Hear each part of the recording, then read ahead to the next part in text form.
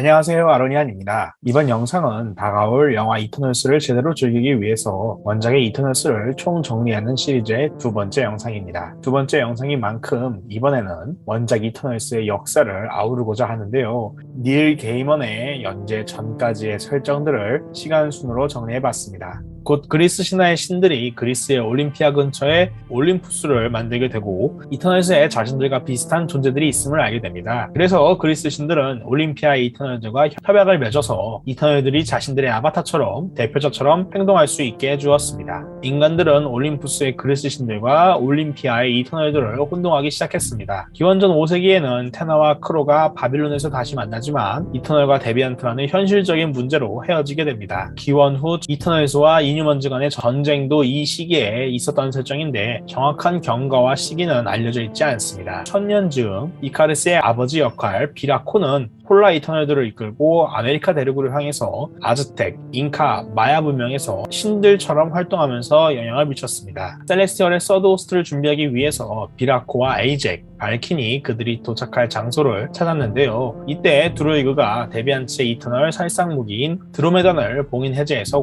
공격했습니다. 이 과정에서 비라코가 죽고 토르가 이들을 도왔으며 발킨은 드루이그가 일부러 그런 게 아니라고 쉴드로 치면서 드루이그가 처벌받기를 면하게 해주었습니다. 대신에 비라코의 아들 역할인 이카리스를 양아들로 삼기도 했죠. 이때부터 이카리스와 드루이그의 복잡한 관계가 시작됩니다. 이런 이유 때문인지 비라코는 한참 뒤에 부활했습니다. 이터널들은 토르에게 고맙지만 규칙을 지키기 위해서 토르의 기억을 지었습니다. 그 뒤 셀레스티얼의 서드호스트가 지구에 방문하게 됩니다. 에이젝만이 잉카 문명에 남았고 다른 이터널들은 모두 떠났는데요. 에이젝은 여기서 셀레스티얼과 대화하는 임무를 맡게 되고 잉카에 위치한 우주신들의 사원에 동면을 취하게 됩니다. 에이젝이 자는 동안 이카리스가 셀레스티얼의 다음 방문 포스호스트를 감지하도록 예의주시하게 되었죠. 그러는 동안 오딘, 제우스, 비슈늘과 서드호스트의 아리셴에게 반발해서 공격을 하다가 굴욕적인 패배를 당하게 되고 셀레스티얼의 실험인 인류사에 개입하지 않기로 합니다. 이 사건으로 이터널즈와 데비안트도 인류의 역사에 더 개입하지 않기로 하고 그 덕분인지 인류의 역사는 더욱 공고해집니다.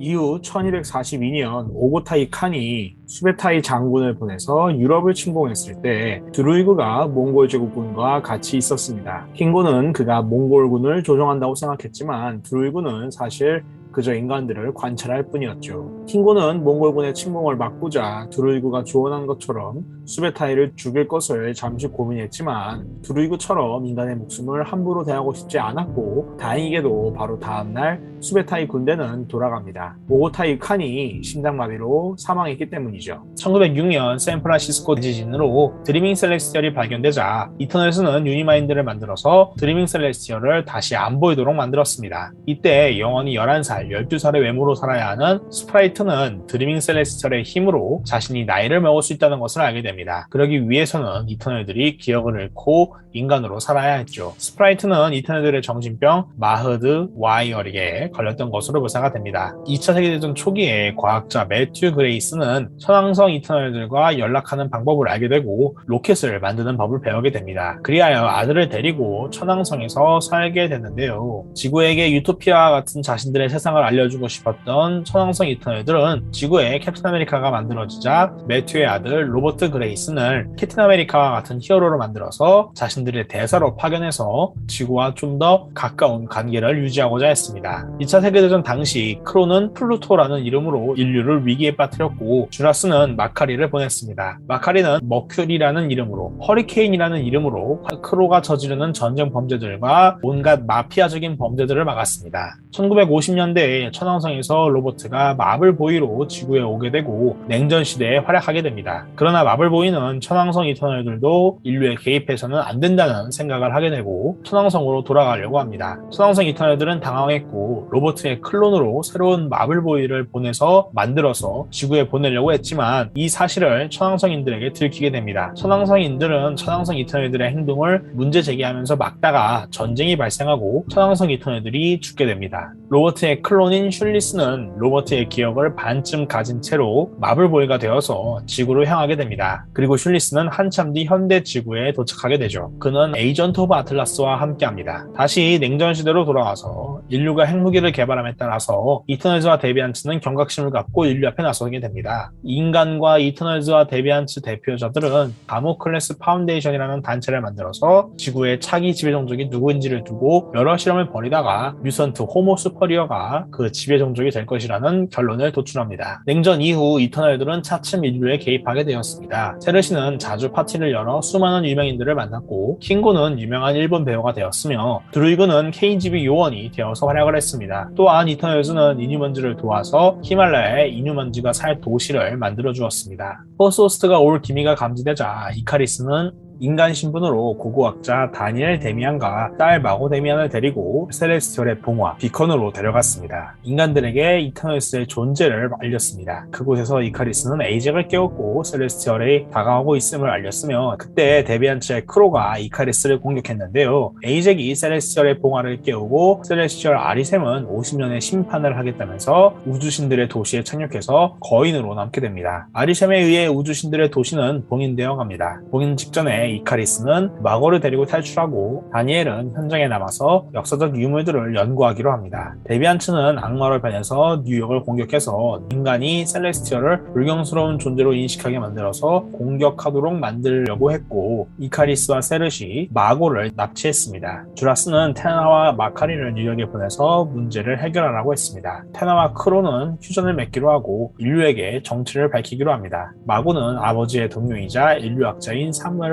홀든과 같이 인터뷰를 하라고 제안합니다. 크로는 테나와 관계를 다시 이어가고자 테나를 데리고 레무리아로 데려가서 구경시켜주지만 테나는 레무리아의 미개하고 잔혹한 문화에 치를 떱니다. 그래서 테나는 너무 유전자가 안정적이어서 데비안츠에게 왕따당하는 란삭, 너무 지능이 발견했지만 여전히 괴물 같은 카르카스라는 두 데비안트를 데리고 레무리아를 떠났습니다. 크로는 분노하죠. 이어서 데비안츠가 셀레스티얼의 우주선을 파괴하려고 했고 이터널즈가 유니마인드를 만들어서 셀레스티얼의 포스호스트를 연구하려고 하자 이에 참여하지 않았던 스프라이트가 주라스에 의해 오래전에 추방된 길가메시를 설득해서 데비안츠의 미사일을 파괴하게 만들었습니다. 길가메시는 이때 셀레스티얼의 리더 원 오브 오렉에 선택받아서 예언자가 됩니다. 이후 드루이그가 이카리스를 고문해서 셀레스티얼을 파괴할 무기가 바람의 피라미드에 있다는 것을 발견하고 사용하지만 이카리스가 그를 막고 원자화된 드루이그의 시체를 셀레스티얼이 가져갑니다. 그러나 여기서 이야기는 중단되고 로이 토마스의 토르 시리즈에서 이야기가 이어집니다. 이터널들은 포스호스트의 데비안츠 못지않게 두려워하며 유니마인드를 만들어서 셀레스티얼을 공격할 계획을 세웁니다. 그러나 서드호스트에 당했던 오딘과 제우스가 신들을 이끌고 이터널스를 공격했습니다. 신들의 공격으로 유니마인드는 붕괴되었고 각각의 이터널들이 북유럽 신화 그리고 그리스 신화의 신들과 싸웁니다. 결국 심판이 다가오자 이터널스는 유니마인드를 만들어서 오딘을 도왔습니다. 하지만 셀레스티얼을 막을 수는 없었고 에더갓 가이아가 영가즈라는 12명의 우수한 인간들을 주면서 셀레스티얼 포스호스트를 돌려보냈습니다. 이 사건으로 주라스는 죽고 테나가 프라임 이터널이 됩니다. 다만 주라스는 무슨 이유에선지 현대에서야 부활하게 됩니다. 이후 제임스 로드스가 아이언맨이던 당시에 데비안츠의 리더 토드가 이터널들을 납치해서 실험했습니다. 아이언맨이 이터널들을 도와서 상황을 해결했죠. 이터널들은 이때 데비안츠의 권세가들을 모두 원자화시켜서 우주로 날려버렸습니다. 다수의 이터널들은 우주를 향해서 새로운 미래를 찾고자 했고 투표를 결정하려고 했는데요. 세르시는 투표권을 거부하고 이터널의 델판 형제가 세르시를 무력으로 납치해서 데려와서 투표하라고 강요했습니다. 세르시가 연 파티에 참여했던 스타폭스와 와스프는 이터널과 같이 델판 형제의 폭주를 막았습니다. 이때 스타폭스는 자신과 형 타노스의 아버지 알라스가 사실은 지구에서 온 이터널이라는 것을 발견합니다. 이때 데비안츠의 엄마와 이뉴먼즈 아버지 사이에서 태어난 마일스트롬이라는 악당이 나타나서 유니마인드를 흡수하려고 했고 어벤져스와 이터널즈가 마일스트롬과 싸웠습니다. 결국 지구 역사에 개입을 했던 유명한 이터널들은 지구에 남고 다른 이터널들은 우주로 떠나기로 합니다.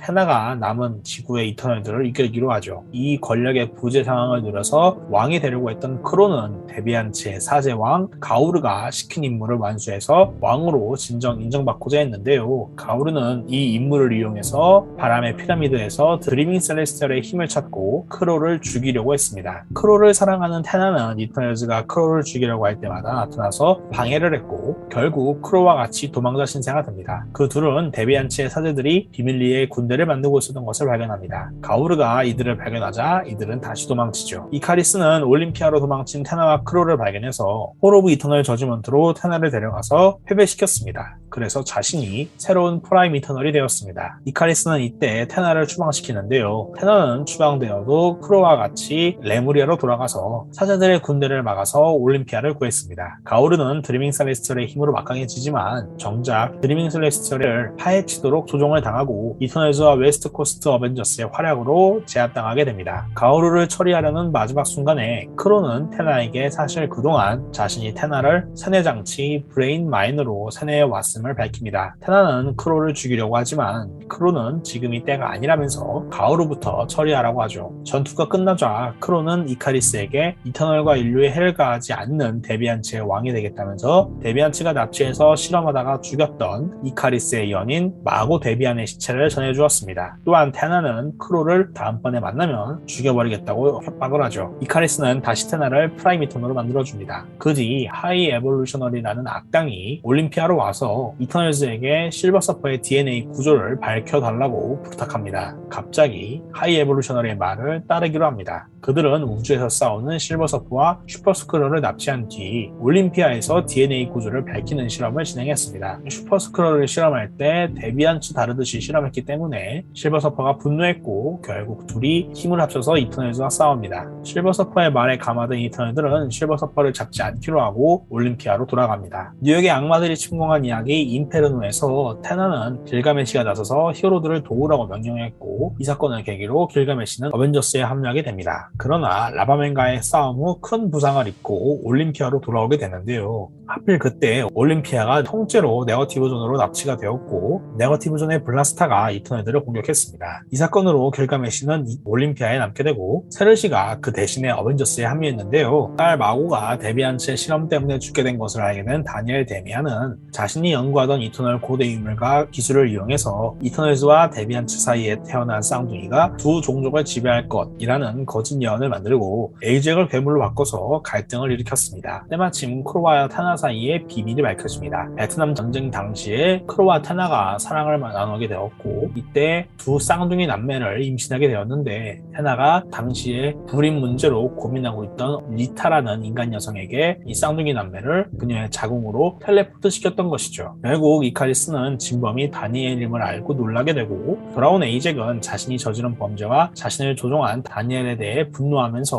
폭발 속으로 같이 뛰어들어가서 같이 죽었습니다. 테나는 아이들을 데리고 크로에게 가서 서로 인사시켜 주었습니다.